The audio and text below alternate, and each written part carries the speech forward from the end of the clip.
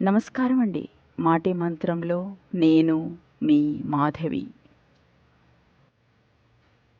నాది అనుకున్నంత వరకే ఈ బంధాలు, అనుబంధాలు. మనసు విరిగి ఒక్కసారి వద్దు అని అనుకుంటే నువ్వు ఎవరో, నేను ఎవరో.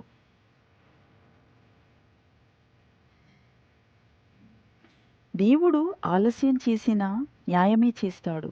ఆ ఆలస్యం వెనక ఎన్నో అద్భుతాలు ఉంటాయి.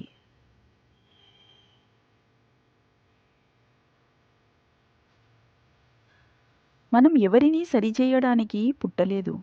నిరంతరం మనల్ని మనం విశ్లేషించుకొని సరిదిద్దుకుంటూ ముందుకు సాగిపోవడమే జీవిత పరమార్థం. నిజమే కదా! మోసగాళ్లను సరిచేయడానికి చూస్తే బూతు మాటలు ఎదురుదాడి చేస్తున్నారు. వారి కర్మకు వారిని వదిలేయాలి.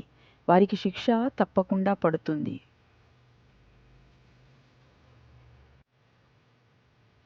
నీ చుట్టూ ఉన్నవాళ్ళ స్థాయి, స్థానం మారితే నిన్ను మార్చేస్తారేమో! అయినా కూడా నువ్వు నీలానే ఉండాలి. స్థానం మారినా, మారకపోయినా అదే వ్యక్తిత్వం అంటే.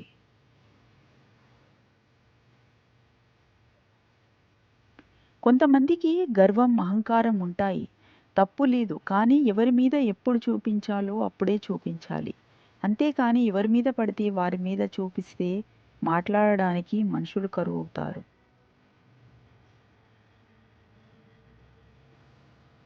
ఇప్పుడు మీరు తల ఎత్తుకొని మీ పిల్లలకు సభ్యత, సంస్కారం, విలువలు నేర్పిస్తే మిమ్మల్ని రేపు వాళ్ళు తలదించుకునేలా చేయరు.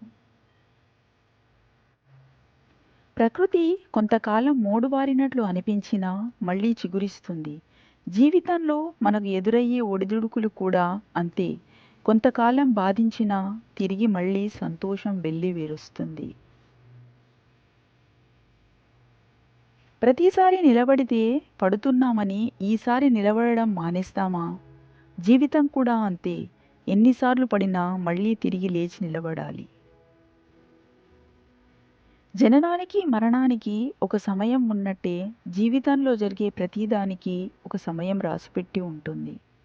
అది రానిదే మనం ఎంత ఆరాటపడినా ప్రయోజనం ఉండదు.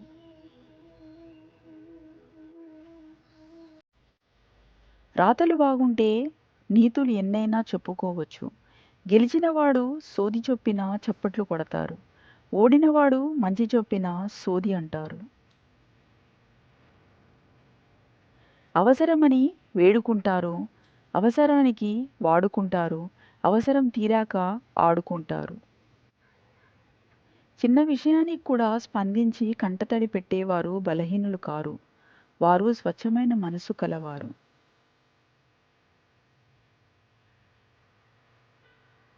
మనిషికి వయసు పెరిగే కొద్దీ అనుభవం పెరగాలి.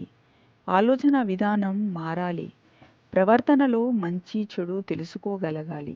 అప్పుడే మనిషికి విలువైన గౌరవం, సమాజంలో మంచి గుర్తింపు లభిస్తాయి.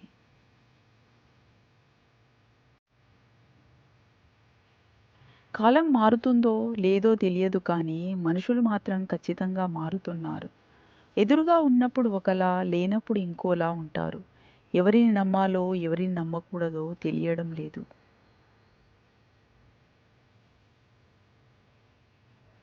నమ్మకం అంటే మనిషి ఉన్నప్పుడు ఒకలాగా, వెళ్ళాక ఒకలాగా నటించే పాత్ర కాదు. ఎప్పుడూ ఒకేలా ఉండే గుణం.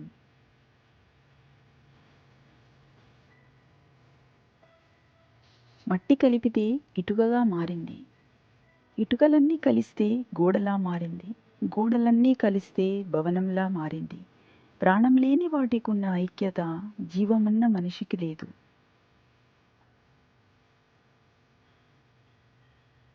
ప్రేమ అన్నది అందమైన పుష్పం లాంటిది. ఆ పుష్పం తోటనంతటినీ తన పరిమళాలతో ముంచెత్తుతుంది. దానితో అంతటా పరిమళాలు గుబాళిస్తాయి. తనను తాను చిన్నబుచ్చుకోవడం అన్ని ఇతర బలహీనతల కంటే పెద్ద బలహీనత. తనను తాను ద్వేషించుకోవడం మొదలుపెట్టిన వ్యక్తికి పతనం తప్పదు.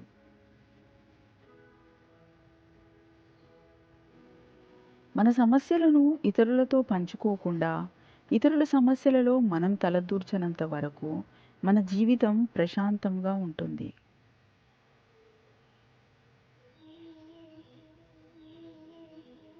అందరూ అన్నిటినీ ఒకేలా అర్థం చేసుకోకపోవచ్చు.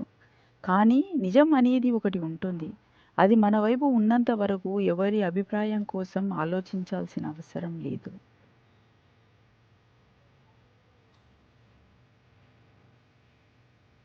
అందంగా ఉండి ఏం లాభం? అందమైన మనసు లేనప్పుడు. అందమైన కళ్ళు ఉండి ఏం లాభం? చూసే చూపు మంచిది కానప్పుడు. అందమైన పెదవులు ఉండి ఏం లాభం? మాటలు మంచివి కానప్పుడు. ఎంత డబ్బు ఉండి ఏం లాభం? ఒకరికైనా సహాయం చేయాలన్న ఆలోచన లేనప్పుడు.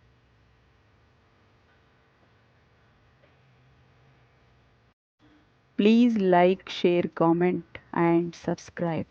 Thank you so much for watching this video.